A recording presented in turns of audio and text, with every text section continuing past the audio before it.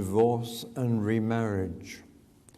The churches of England gave way on this in the mid-60s, and it's had a devastating effect ever since, though they don't all trace it back to that. But I was then on a commission set up by the Evangelical Alliance of England, because the government was going to change the law on divorce from having to prove a reason for a divorce to making any divorce legal if it's requested by the couple. If it's requested by them both, they can have a divorce in 2 years. And if it's not requested by one of the two, they have to wait 5 years. But it virtually meant divorce on demand of the people who want one. And it's had a devastating effect on English society.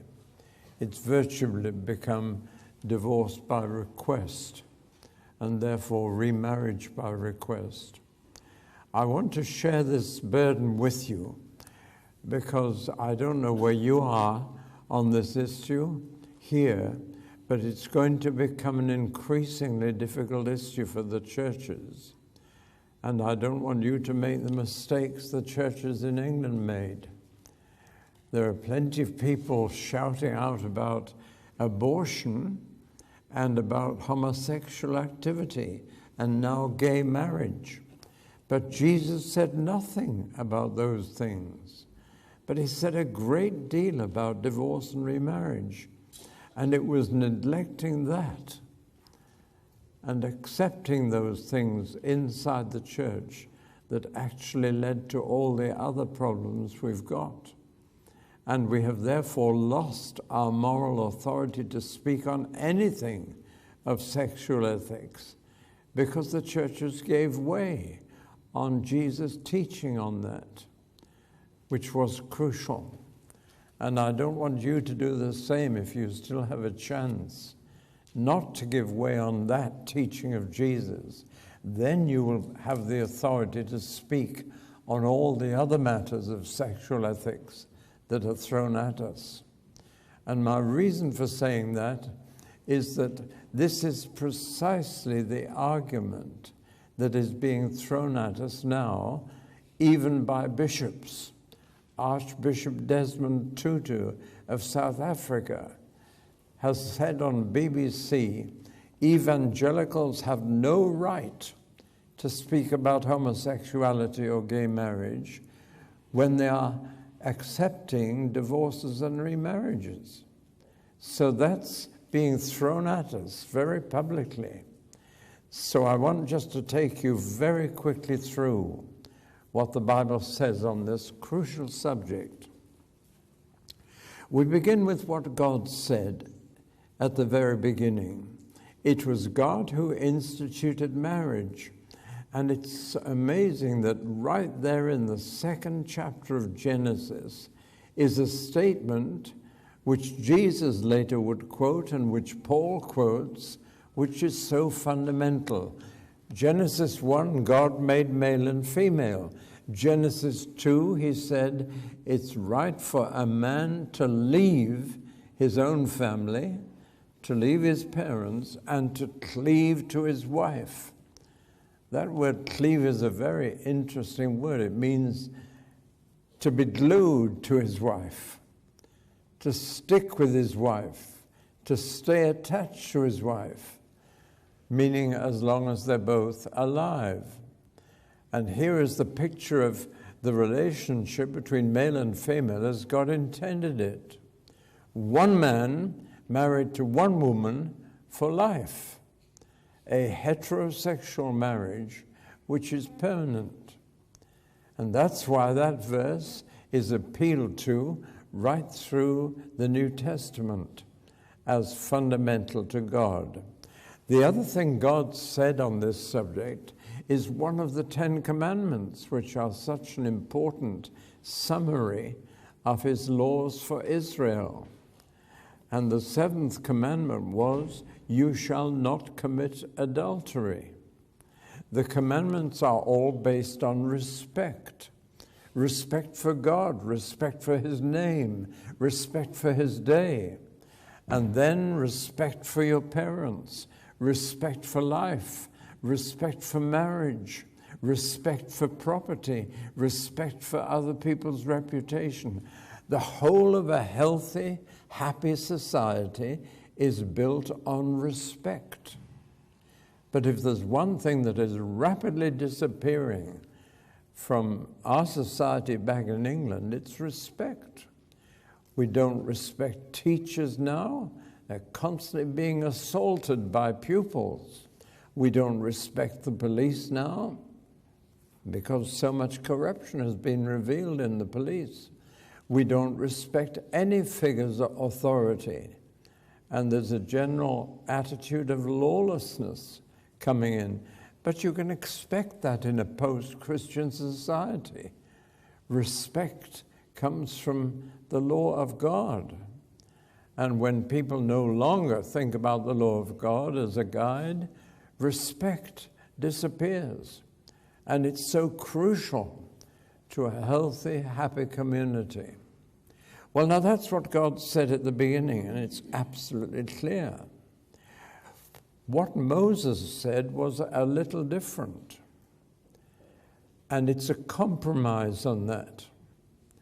And he allowed, in Deuteronomy 24, he didn't command it, but he allowed people to divorce and remarry. The one thing he did not allow and came out very strongly against was going back to your first partner after you'd been married to another. And he regarded that as blasphemy to God and a very serious sin to commit for God's people. At the same time, in Deuteronomy 22, it is quite clear that God forbade sex before marriage, which is usually called fornication. Adultery being forbidden sin after marriage, and fornication being forbidden sin before marriage. One of the uncommitted and one for the committed in marriage. And in Deuteronomy 22, Moses insisted on the virginity of the bride at the wedding and legislated for the discovery that your wife was not a virgin, that she was second-hand goods, and therefore she had already had sexual intercourse before they married. And that was punishable by death. But it was very carefully examined, and if that accusation was made and proved untrue, there were serious consequences for the bridegroom. It may sound a bit unfair, this. There was no demand for the bridegroom to be a virgin. I believe there should have been in a totally fair society.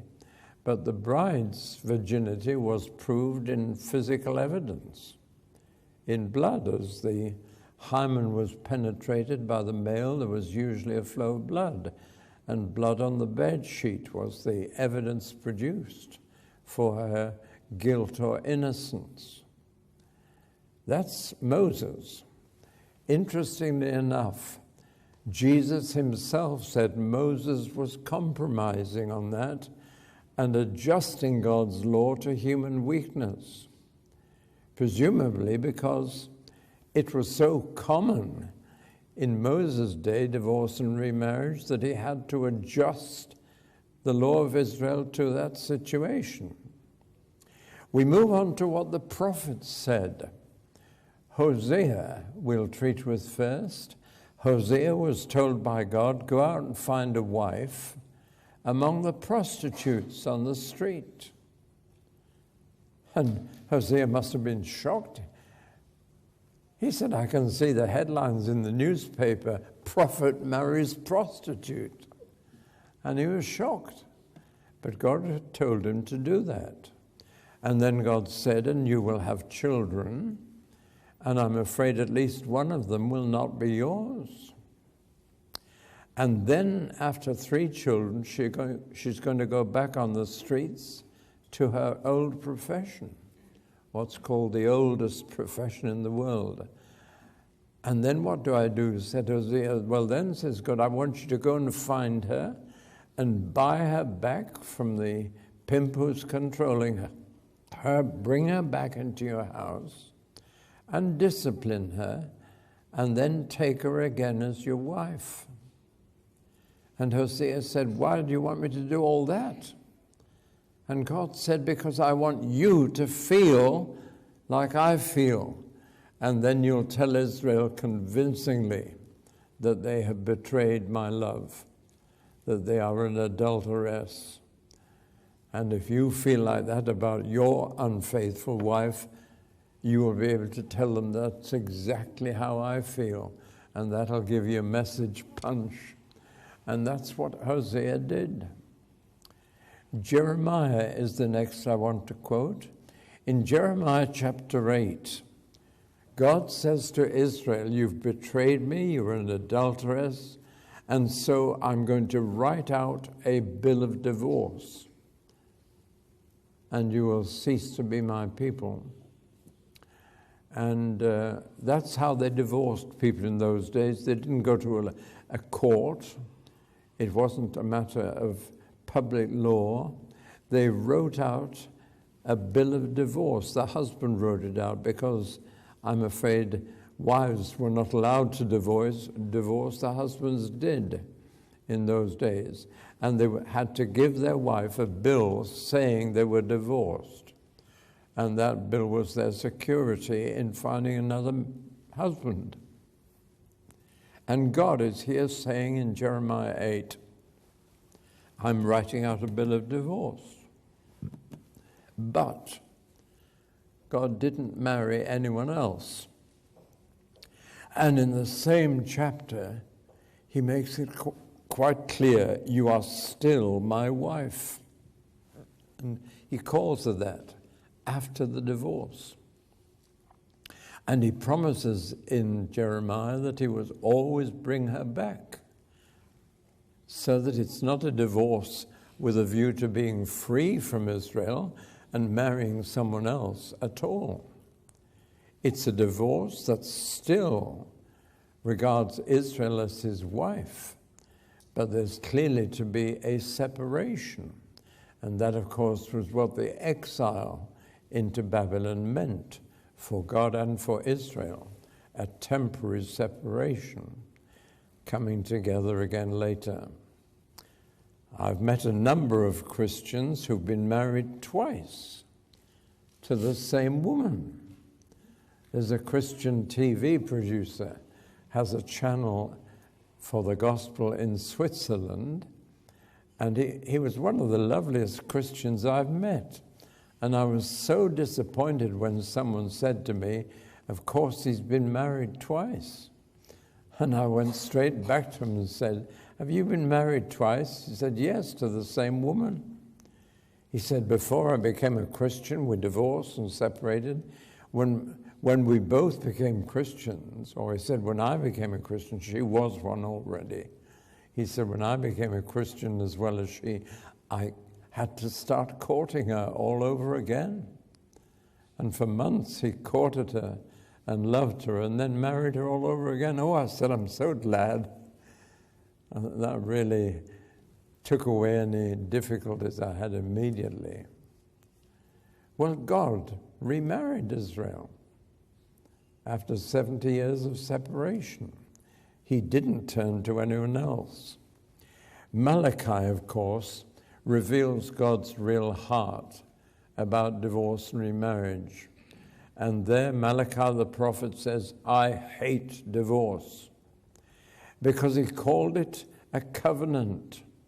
And he said, you Israelites are breaking the covenant of your youth, which probably indicates that they were experiencing the familiar midlife crisis, or the 7-year itch, as Hollywood has called it.